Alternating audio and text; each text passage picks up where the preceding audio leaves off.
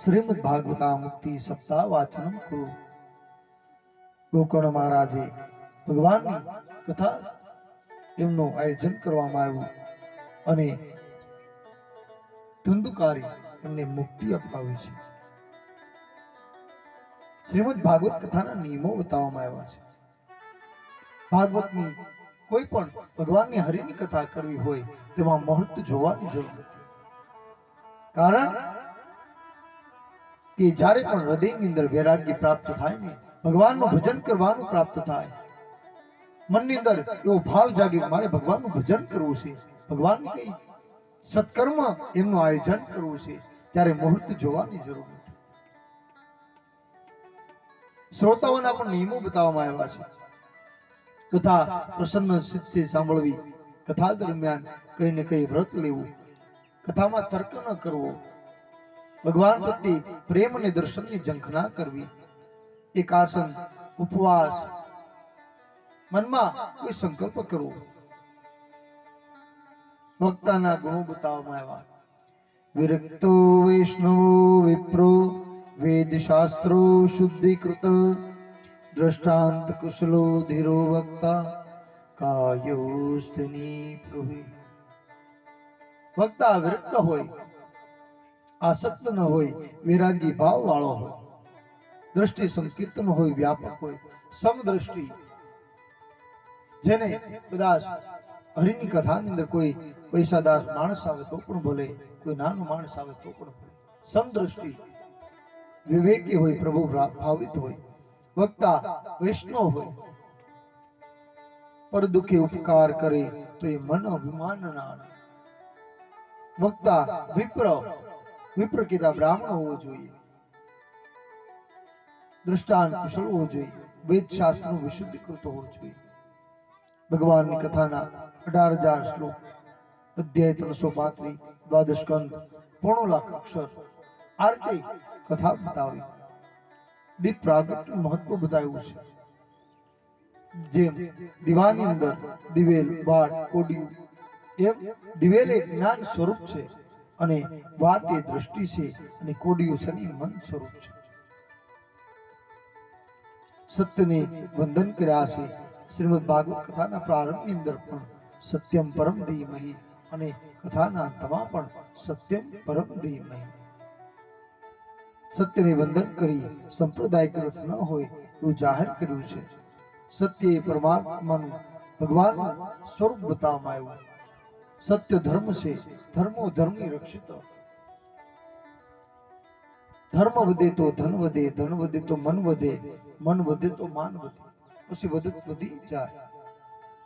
પણ જો ધર્મ ઘટે તો ધન ઘટે, ધન ઘટે તો મન ઘટે, મન ઘટે તો માન ઘટે, પછી બધું ઘટી જાય. સત્યને ધર્મ, સત્ય કીધા ઈશ્વર શ્રી કૃષ્ણ, ધર્મો ધર્મી રક્ષિત, માટે ધર્મનું રક્ષણ કરવું. સત્ય એ સૂર્યને સમાન છે.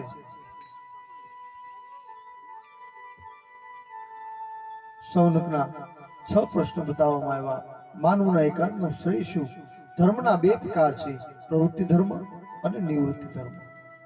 બંને દ્વારા ભક્તિ થાય. એકાંતનો શ્રેય બતાવ્યો. અવતારોનું પ્રયોજન શું?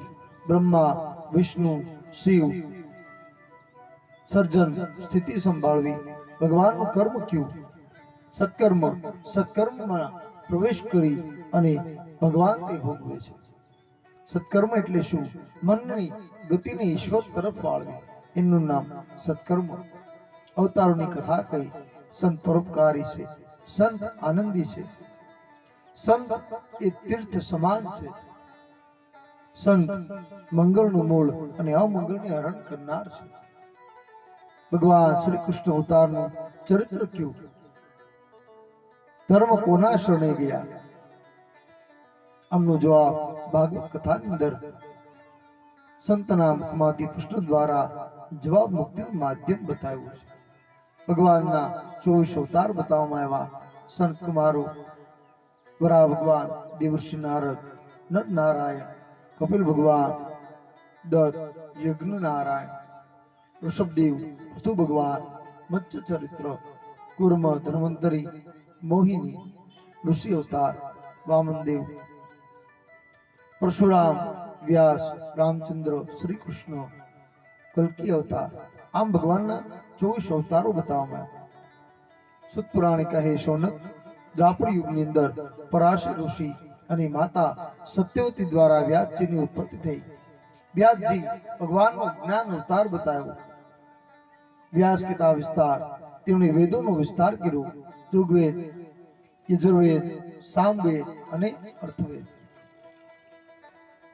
વેદનો અધિકાર ન હતો, તેના માટે મહાભારતની રચના કરવામાં આવી. બ્રહ્મસૂત્ર લખ્યું, પણ મનમાં અશાંતિ છે. શરીરમાં જાણે કોઈ આગ લાગી. એકવાર વ્યાસજી ઉદાસ ચિત્તે બેઠા પોતાના આશ્રમમાં દેવર્ષિ નારદજી આવ્યા છે. વ્યાસજીએ એમનું પૂજન કર્યું, સ્વાગત કરવામાં આવ્યું. નારદજી પૂછે, પરાશર પુત્ર વ્યાસજી, આપ આટલા બધા ઉદાસ શા માટે છો? તમારી અશાંતિનું કારણ? વ્યાસજી કહે, મેં વેદોનો વિસ્તાર કર્યો, બ્રહ્મસૂત્ર લખ્યું, પુરાણો રચ્યા, છતાં મારા મનને હજી સંતોષ નથી. જે મેં ગ્રંથો લખ્યા ને એમાં જ્ઞાન વૈરાગ્યની બહુ વાતો લખી છે. નારદજી કહે, વ્યાસજી, આગળનો સમય છે ને, કલયુગ આવે છે. કલયુગની અંદર આપના જ્ઞાન વૈરાગ્યની વાતને કોઈ જ નહીં સમજે. માટે ભક્તિને અનુલક્ષીને ગ્રંથ લખો. તમે શ્રીમદ ભાગવત કથા લખો. ભાવથી ભીતરની શાંતિ મળે. વ્યાસજી, આજે હું દેવર્ષિ નારદ થઈ અને પૂજાવું છું. ભગવાનની મારા ઉપર ખૂબ કૃપા છે. ગમે ત્યારે ભગવાનને હું મળી શકું છું, કારણ કે જન્મની અંદર હું ગાંધર્વ હતો, તેમને શાપ હતો અને મારે શુદ્ર થવું. નારદજી મારા માતા હતા ને, એ પૂર્વ જન્મની અંદર સાધુ સંતોની સેવા કરતા. નારદજી કહે, મારી માતા સાથે હું પણ આશ્રમની અંદર સાધુ સંતોની સેવા માટે જતો, અને એકવાર એ સાધુ સંતોનો હેઠો પ્રસાદની આરોગ્યો અને મારા હૃદયમાં ભગવાન પ્રત્યેનો ભાવ ઉત્પન્ન થયો. ભગવાન એમના પ્રત્યે મારી પ્રીતિ જાગૃત થઈ. પછી સાધુ સંતોએ મને જ્ઞાન આપ્યું. સાધુએ કહ્યું, બેટા, તું તારા માતા પિતાની સેવા કર. એક મંત્ર મને આપ્યો, ઓમ નમો ભગવતે તુભ્યમ વાસુદેવાય ધીમહિ પ્રદ્યુમ્નાન્ય નિરુદ્ધાય નમઃ શર્કષણાય ચ. પછી આ મંત્ર રોજ જપ કરવા લાગ્યો, માતાની સેવા કરવા લાગ્યો. એક દિવસ મારી માતા ગૌશાળાની અંદર ગાયોની સેવા કરે અને એમનું સર્પદંશથી મૃત્યુ થયું. બંધન છૂટ્યું, માયામાંથી હું મુક્ત બન્યો અને અખંડ ભગવાનનું જપ કરવા લાગ્યો. અને ભગવાન એમણે મને દર્શન દીધા અને ભગવાને કહ્યું કે તારું શરીર છૂટશે અને તારું શરીર પંચતત્વમાં વિલીન થશે અને પછી બ્રહ્માના પુત્ર રૂપે તું પ્રગટ થઈશ. હું નારદ બન્યો, મને 7 સુરની વીણા મળી. પછી વીણા વગાડતો હું ભગવાનનું ગુણગાન ગાતો ફરવા લાગ્યો. મારી ગતિ હવે ક્યાં અટકતી નથી. નારદ એટલે નારદ જ્ઞાન દદાતી ઇતિ નારદ, જ્ઞાન આપી તે નારદ. માટે હવે ભાવ ભક્તિ વાળું ભાગવત લખો. શ્રી હરિએ બ્રહ્માને કહ્યું, બ્રહ્માજીએ નારદજીને કહ્યું અને નારદજીએ વ્યાસજીને કહ્યું. શ્રીમદ ભાગવત બ્રહ્મ વિદ્યા છે. શ્રીમદ ભાગવતની રચના સરસ્વતી નદીના કિનારે સામ્યપ્રાસ નામનો વ્યાસજીનો આશ્રમ છે ત્યાં થઈ. 4 શ્લોકનો વિસ્તાર કરી 18,000 શ્લોક કર્યા. 12 સ્કંદ થયા. ભગવાને તેમાં તેનું તેજ મૂક્યું. શ્રીમદ ભાગવત એ આંબો છે.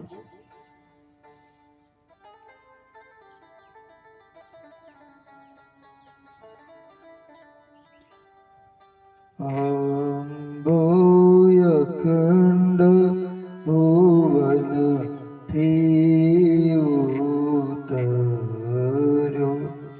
આંબો અખંડ ભુવન થી ઉતર્યો, આંબો અખંડ ભુવન થી ઉતર્યો આવો અખંડ ભુવન થી ઉતર્યો વ્રજ ભૂમિ માયા માનો વાસ સખી રે આંબોરો પીરો વ્રજ ભૂમિમાં આંબળો વાસ સખી રે આંબોરો પીયો આંબે વસુદેવજીએ બીજ વાવ્યા આંબે વસુદેવજીએ બીજ વાવ્યા હોવા દેવકીજી છે પ્રકાશ સખી રે આંબોરો પીયો આંબો અખંડ ભુવન થી ઉતર્યો આંબે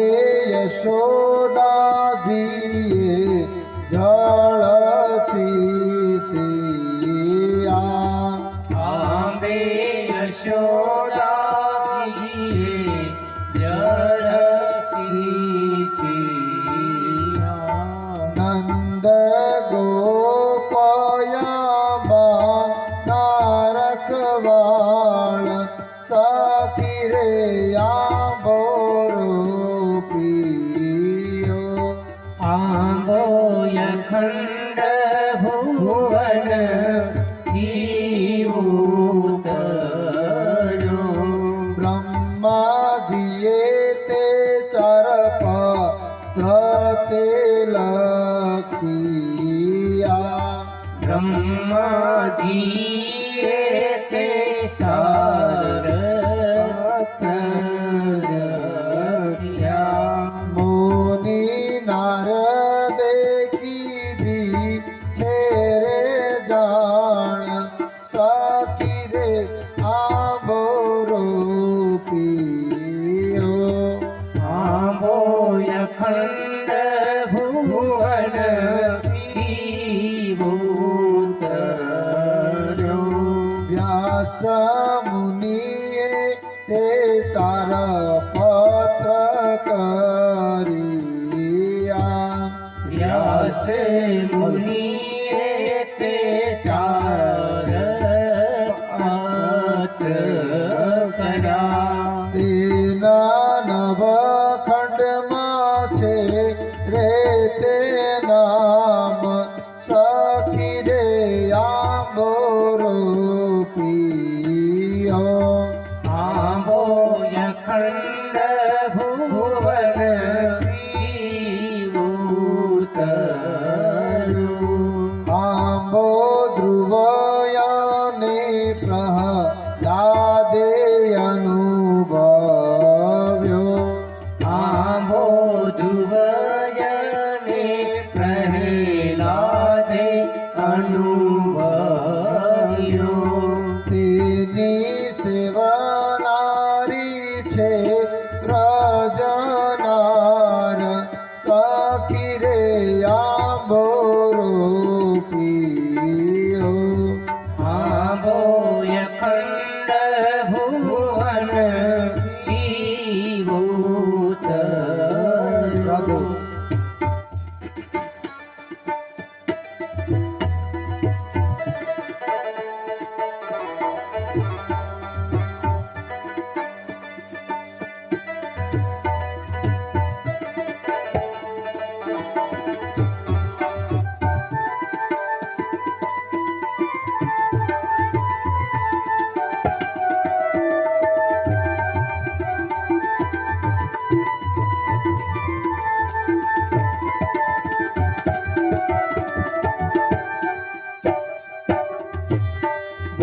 દશ ચંદયામાં નાતે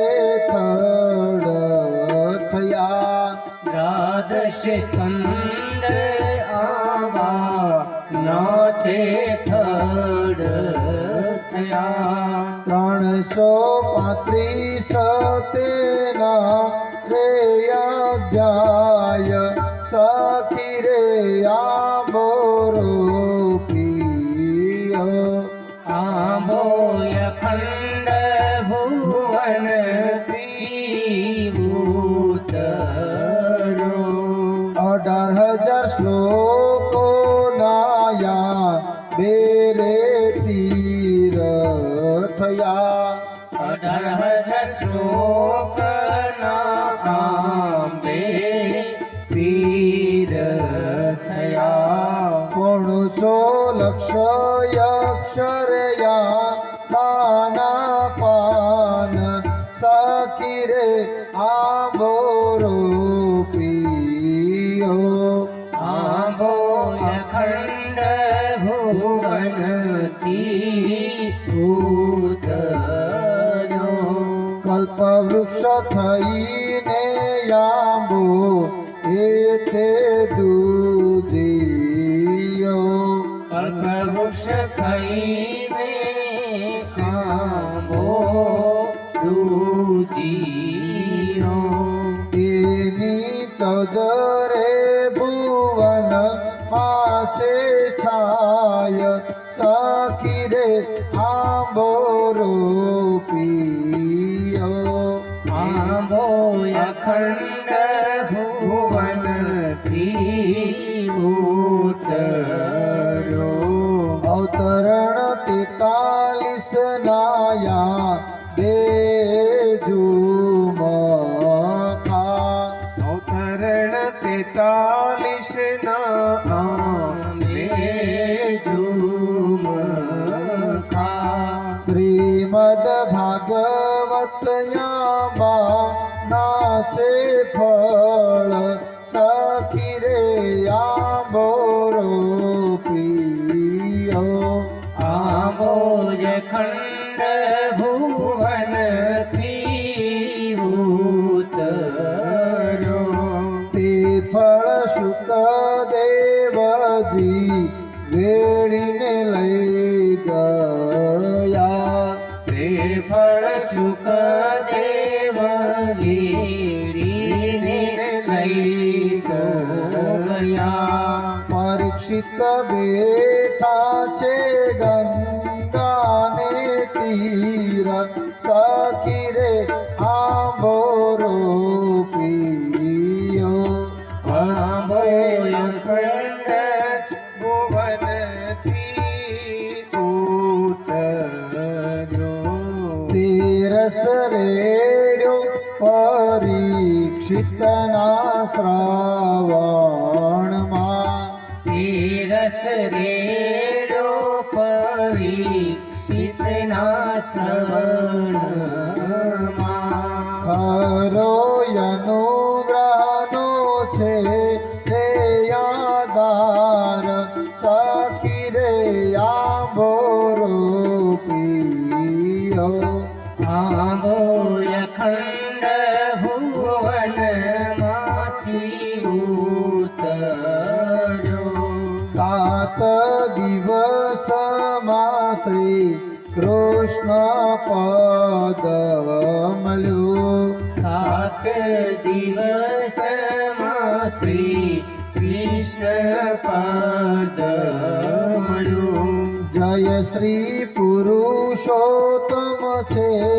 અભિરામ સખી રે આંબોરો પ્રિય આંબો અખંડ ભુવન ત્રિભૂતરો આંબો ગાય શીખે અને સાંભળે આંબો ગાય શીખે ને અને સાંભળે એનો પ્રભુ રે ચરણ માછે વાસ સખી રે આંબોરો પ્રિય આંબો અખંડ ભુવન